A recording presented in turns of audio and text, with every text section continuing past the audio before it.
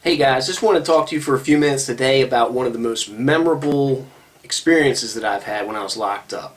It's about 5 years into my bit, and I got to see what happened when a guy confronted his mother's killer inside the same prison. Now, if you saw the other video from yesterday, you remember it was about prison intake, and they try to keep people separated, based off of these kind of factors. You don't want co-defendants in the same jail a lot of times because they might have a very strong differing of opinion about what went down in the courtroom. So these can lead to a lot of violent episodes. But no matter what, you should never have let the guy that kills someone else's mother be in the same prison with that person. That is a complete... It's insane to think of something like that. And I've only seen it once.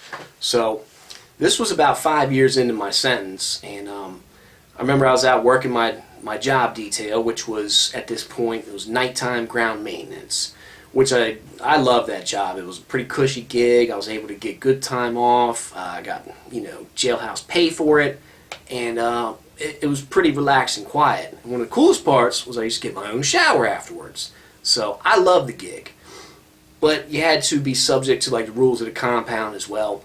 When pill call would come up, they would send people from every different housing unit to go up and get their medications. There's a lot of heavily medicated individuals in the joint, and some of these people, if they don't get their pills, they're just, you don't want to be around them. I mean, they're already in there for some sort of crime, whatever it is each person. And to have them being unstable and not getting their meds, man, it was like their lifeline almost. So pill call would usually happen and they'd shut down movement on the compound.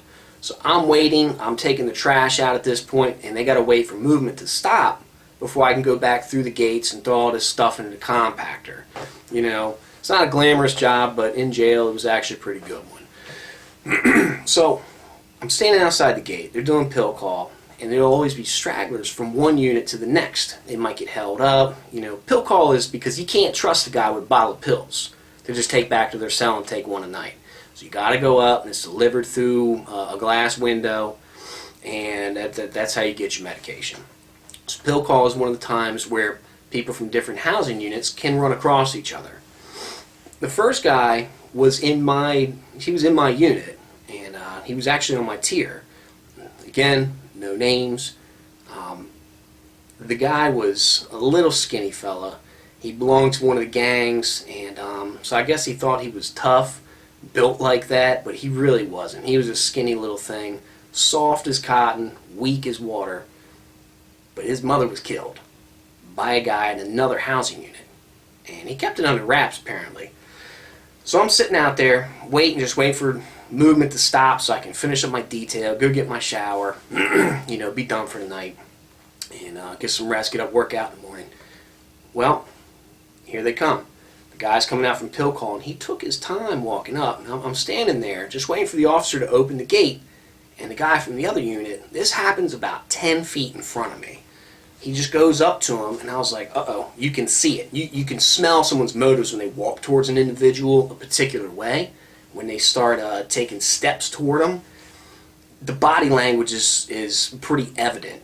And if it's not evident to you, you'll figure it out pretty quickly. You'll start to see the ins and outs of these things, watch the details, to know when something's about to happen. I mean, it's like a spider sense almost. It just tingles, and hey, watch out, take cover, or 32s, man, be ready.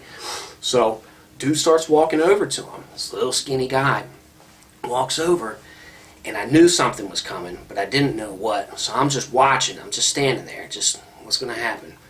He walks over to him, and he starts hitting him. He's like, bop, bop, bop, with these little weak, I don't know what they were, these little soft punches. And he's hitting him, and I'm just like, oh man, he really don't like this dude. And then he starts saying it. You killed my mother. You killed my mother.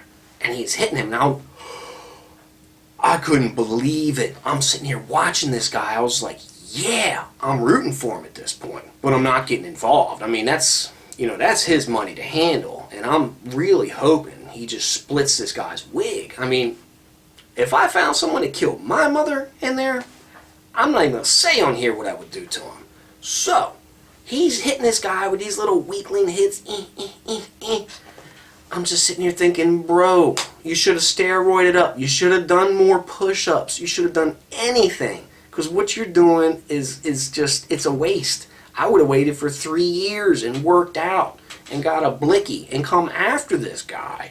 You know, that's your mother that this man killed. So the officer right there on detail, he calls code.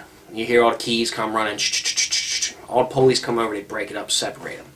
And I look at the officer afterwards and I was like, did you hear that? And he goes, that shouldn't have happened. He shouldn't have been here. I said, man, he didn't even beat him up enough.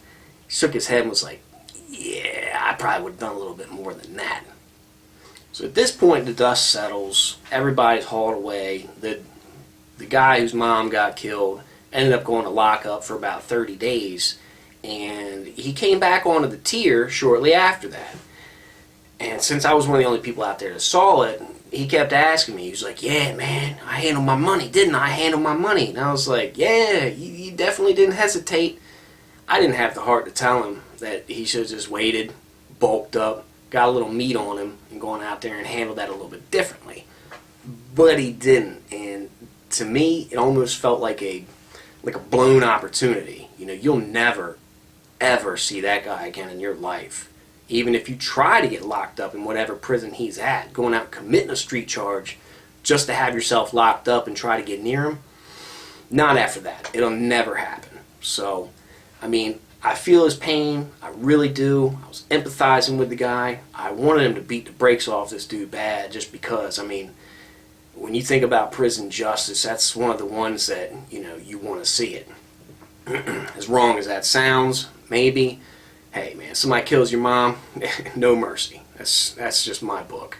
So, the guy's on a tier, and he was, you know, yeah, and I was like, yeah, handle his money, and I felt bad because I couldn't really co-sign, you know, like the toughness that he was trying to sell. But I did back him up. I was like, yeah, you didn't hesitate, man. You did the right thing, and I don't know. It's just one of those situations that you really will not see too much of in jail. You might hear about it in the movies and stuff, but classification's usually a lot better than that. So they dropped the ball on this one, and unfortunately, the skinny little yo, he dropped the ball too. He should have handled it much better, but in my opinion, I guess he did the right thing. I don't know. Anyway, if you like this, stay tuned for some more, and I'll drop another video as soon as I can. Talk soon.